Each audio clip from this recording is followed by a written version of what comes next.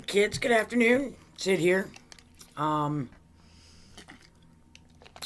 Just wanted to do a little ramble and chit chat about my night last night. We had a little gathering at the house. It's that holiday kind of season. And the lady I live with, she has been doing something every year for like many years. It's called hula giving. It's all her friends, all the hooligans that she's hung out with, all that kind of stuff. They come over, it's potluck, everybody cooks, everybody brings something, everybody eats. Lots of fun, lots of family cheer, kind of like pre-holiday because everybody does family stuff on Thanksgiving, all that kind of stuff. That's why I wound up with so much corn, which I still... No, I did not do a corn centerpiece sculpture. Totally missed out on that opportunity. Maybe next year, you never know. But what I wanted to talk about with it was, like I said, as you can see, a little apartment and stuff behind me. It's not bad. It's a nice little Soho loftish type of place.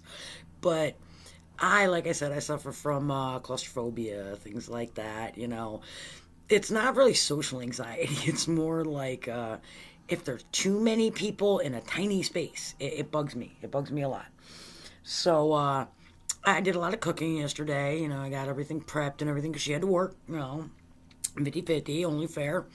But yeah, basically one of the biggest things was, after everybody kind of got here and piled in, I literally found myself like pinned in a corner of the kitchen. Which is, it's awkward, I felt bad. I was like, I want to socialize.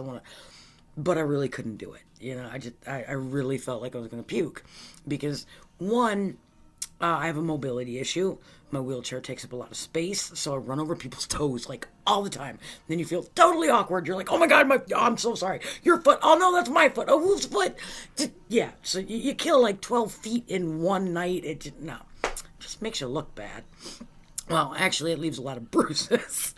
But, two, crutches don't work really well because you got that many people around and kids and all that kind of stuff. They just get kicked out from under you. And then I'm flat on my face right in the pumpkin pie. And the whole thing is just bad. Oh, so bad. But anyway, going back to what I was saying, because I was kind of pinned in this corner of the kitchen, my little stool and everything like that, there's a lot of people walking around. So... individuals would come into the kitchen, and there I could kind of one-on-one, spread holiday cheer and talk and just get to know people. I met a couple of really cool people last night. One girl in particular, she was really awesome. She also had a car accident. She is facing losing her foot, which it's a big thing, it really is. Doctors tell you, we'll fuse it, we'll do this. And a lot of people are like, oh, I don't know, maybe I still want to have my foot. Get rid of it. It's a dead limb. This is how I feel about it anyway.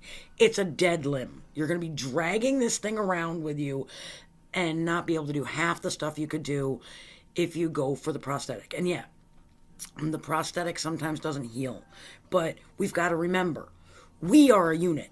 So if you're facing something like this, like if in life, you're kind of like, okay, I'm going to have to get ready for an amputation or a big surgery or something, lots of bottled water. Treat your body right. Eat better. Get really good sleep. Plan this out for a couple months with your doctor so your body can be in really good health. If you're a smoker, I am a smoker, I admit, do not smoke while you're healing.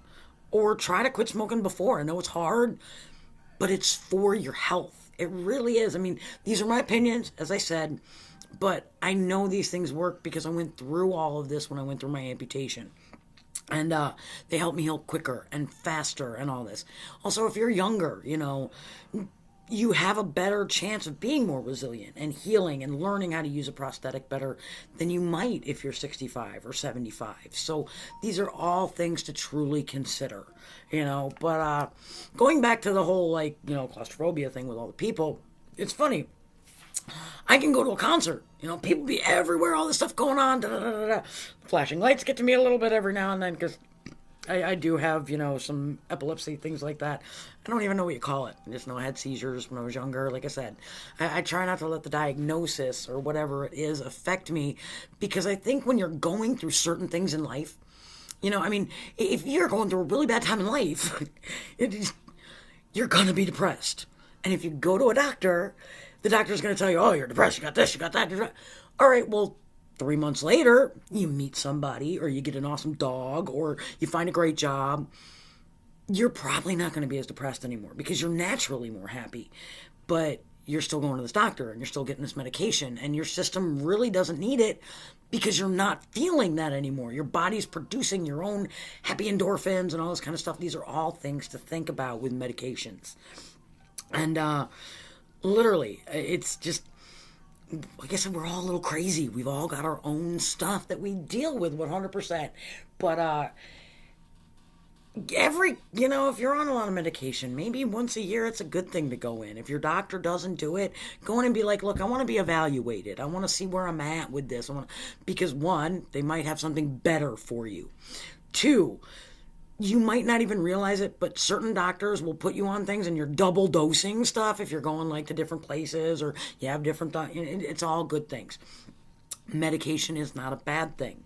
There are many people out there that need it. They really need certain medications. But there's a lot of them out there that literally just, no. If you're triple dosing on stuff and doing all this, you have to be proactive if you're going to do this. And that's all I can say. You can't just sit back and be like, you got to be a little proactive on it too. And that's only to take care of you. Like I said, my opinion, it's not how the whole world thinks, but hey, my opinion. No, I don't think I should be medicated for certain things that I have because I'm human. They're natural. I have claustrophobia in a little tiny house, tons and tons of people. There are thousands of us out there. Do I need to be medicated for it? No, it doesn't happen that often. Literally, like I said, I had a great time one-on-one. Everybody left, cleaned up the house, had a great night, got a decent night's sleep. It wasn't something that I feel I need to go have my issue taken care of because it will take care of itself. And sometimes it's better for me personally to fight through it. But little story just to chipper up the day and stuff like that with the medications. This is one of my favorite stories. Came from my mom. She used to work at pharmacy, and no lie, she used to deliver medication to a lot of old people and stuff like that. She had this really awesome friend. In her 90s that she used to go see all the time. She'd go sit with her because the kids are kind of gone and husband passed on. She was lonely and sad. And this woman was taking, had to be like at least 40 prescriptions a day. And she always felt sick and she felt blah and she felt depressed and she, just life was blah. So she came to my mom actually. But one day she did a delivery and she's like, I don't have any friends. My kids are all grown. There's nobody around. I think I'm just going to stop taking it. I think I'm ready to go. I'm ready to go home. And my mom was like, well, that's how you feel, It's your choice. You're a grown adult. Would you know, this woman stopped taking all her medication and lived an amazing, other 3 years. She was out gardening and happy, and the kids wanted to come around because she was happy, and everything was happy, and that's why I bring this thing up with medication. Because our bodies do change. We shift. We are human machine creatures. The brain shifts and the body shifts. So, I think a lot of us, sometimes we depend too much on a certain medication. And maybe we don't need it. Maybe we just need to change something about our environment. Or maybe it's a laundry soap. There are always other things to look into. But, I just wanted to talk about that. Like I said, I had a nice night last night. It was a lot of fun, but I had a massive, claustrophobia, not full-on panic attack, but real close. And that's okay, because out of it, I wound up sitting in the kitchen and connecting with people probably better one-on-one and making a couple of new friends. So everything positive, negative. You never know. I hope you enjoyed the story about my mom's little friend, because that one's always been really inspiring for me. And I'm sure I'll make another video about something random. Like I said, you're always more than welcome to leave a topic if you want to hear my dumb opinion on whatever it is. If you don't, like I said, don't listen. It is what it is. I'm enjoying making these for me, and whoever you are out there watching them, I hope they give you a little bit of a delight. So, Peace, love, and Hershey bars, kids.